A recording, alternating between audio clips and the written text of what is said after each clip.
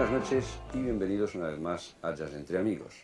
No es la primera vez que aquí hablamos de esa otra lista, por suerte restringida pero no por ello menos trágica, de grandes figuras del jazz que parecieron pasar por la vida cubiertos por la enorme sombra de una terrible e incomprensible maldición casi siempre proporcional a las dimensiones de su arte.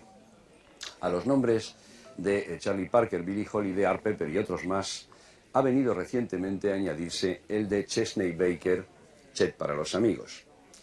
No recuerdo muy bien quién escribió, creo que fue el crítico francés Alain Gerbert, que Jack Kerouac, ya sabéis, el famoso poeta beatnik, después de escribir Visiones de Cody y Visiones de Gerard, pudo perfectamente haber escrito un Visiones de Chet. Está claro que Chet Baker estaba hecho del mismo material que esos personajes tristes y santos, medio dioses, medio despojos humanos, que llenaron la literatura beat y que una literatura, por cierto, cuyos modelos, recordémoslo, eran mucho más Parker, Monk o Bud Powell y no Dos Pasos, Faulkner o Hemingway.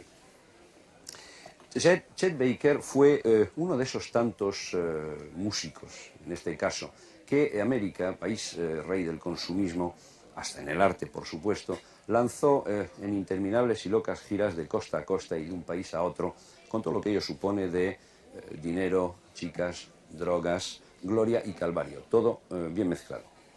Chet fue de esa raza de los que uno se encuentra casi siempre de madrugada en esos antros de atmósfera asfixiante y que personalmente no desean volver al aire libre. Son los, una vez más, famosos Subterraneans de Jack Kerouac.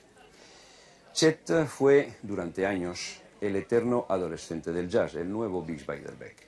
Una especie de mezcla entre ese James Dean guapo y melancólico y ese Elvis Presley macarra y enamoradizo. Y acabó siendo, o pareciendo, un anciano prematuro, con un rostro en el que daba la sensación de que se habían ensañado y torturado, y le habían torturado unos monstruos a los que no queremos dar el nombre, y que de vez en cuando dejaba ver una sonrisa que más bien se parecía demasiado a una herida abierta. Fue todo eso y mucho más, y eso sería suficiente de todas formas para un guionista de películas de arte y ensayo, pero para nosotros fue también un exquisito trompetista cuyo arte y técnica, depurados al extremo, han dejado una obra que es admirable y coleccionable en todos los sentidos. Enemigo del efecto fácil y de las incursiones en el registro agudo de su instrumento, sus frases de una gran riqueza melódica son interpretadas con una sonoridad suave y afieltrada que le hacen reconocible al instante. Esta noche, con la ayuda de unos documentos, unas grabaciones que se realizaron en 1986 en Estocolmo y de una muy interesante entrevista que le hizo en 1987 en Copenhague el periodista norteamericano Skip Malone, este programa quiere transformarse en nuestro pequeño y particular homenaje a la memoria del desaparecido maestro de la trompeta, Chet Baker.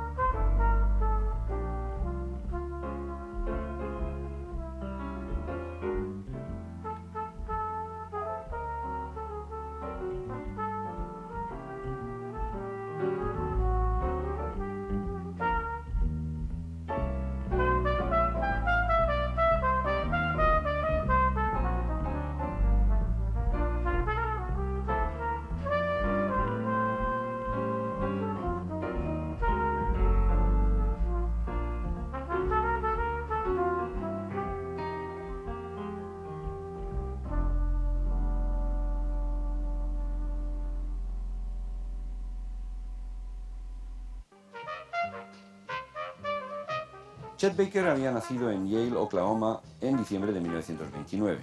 Su padre, vaquero, aficionado al banjo pero admirador de la música de Jack Teagarden, le regaló un día un trombón, pero Chet, cuya admiración iba hacia Harry James, lo cambió enseguida por una trompeta. En 1939 la familia se instaló en Glendale, California. Allí Chet estudiará música en la escuela y tocará en la orquesta del centro. Comienza su carrera profesional con 15 años en orquestas de baile, mientras escucha atentamente todo el buen jazz que se toca por la zona. En 1946 se alista voluntario y se marcha a Berlín con la banda del 298 Regimiento, y allí escuchará en la radio de las Fuerzas Armadas a Gillespie, Parker, Woody Herman, etc. Así, el nuevo jazz que se estaba gestando en Estados Unidos le conquista. A su regreso en 1948 se meterá de cabeza a estudiar seriamente armonía y teoría musical. Consigue sus primeros contratos en clubs y tocará con Dexter Gordon y Paul Desmond. En 1952, establecido en Los Ángeles, tocará con Stan Getz y será escogido por el propio Charlie Parker para tocar con él en un club de Hollywood. Pero también será el año de su lanzamiento a la fama al entrar en el célebre cuarteto sin piano de Gerry Mulligan, con el que grabará sus primeros discos. En 1953 formará su propio cuarteto con el pianista Russ Freeman y en 1955 llegará la primera gira europea, donde formará grupos con músicos franceses como Jean-Louis Chautin o René Offreguer. Adicto a la heroína desde hace unos años, su regreso a Estados Unidos en 1956 le ve hacer una primera cura de desintoxicación en un hospital de Kentucky. Durante 3 años grabará unos 10 LPs y alternará momentos de actividad profesional en clubs al lado de Art Pepper, Lee Konitz, Bill Evans o Johnny Griffin, con varios arrestos por uso de drogas que culminan en 1959 con su encarcelamiento en Rikers Island. De ahí saldrá bajo fianza y decide marcharse de nuevo a Europa. Durante 5 años, entre giras y grabaciones, su vida será también una permanente sucesión de encontronazos con la ley en Alemania, Francia y sobre todo en Italia, donde cumple 16 meses en la cárcel de Lucca. En 1964, expulsado por segunda y definitiva vez de Alemania, regresa a Nueva York, forma un grupo y vuelve a grabar 5 LPs para la marca Prestige. En 1965 marcha a Los Ángeles, donde sobrevivirá como podrá hasta 1968, año en que, intentando salirse de la droga, unos camellos que no lo entienden de esa manera le rompen la mandíbula. Seguirán 3 años de operaciones y luego el volver con tesón a reaprender a tocar. Su regreso a los escenarios será en 1974, en el Half Note de Nueva York, gracias al apoyo de Dizzy Gillespie. Desde entonces, esa nueva carrera que cubrirá los últimos 14 años de su vida será de una actividad constante de conciertos, festivales, clubs y grabaciones, sobre todo en Europa, donde permanecerá largas temporadas con visitas ocasionales a Estados Unidos. Los más importantes músicos americanos de gira por nuestro continente y los mejores jazzmen europeos tocarán o grabarán con él. Michael Brecker, Tony Williams, Keith Jarrett, Nils Henning Østberg, Doug Rainey o Enrico Rava, entre otros muchos, se pondrán al lado de un Chet que, aun aparentando un evidente deterioro físico, no ha por ello perdido un ápice de la magia de su arte. Un arte lleno de delicadeza, poesía y lirismo, expresados casi con esa timidez que parece reflejarse en su rostro. Y así será hasta la mañana de ese fatídico 13 de mayo de 1988 en Ámsterdam, cuando encontraron su cuerpo sin vida en la calle, al pie de la ventana de su hotel, sin que hoy por hoy tengamos una explicación de la causa de su caída. I played around LA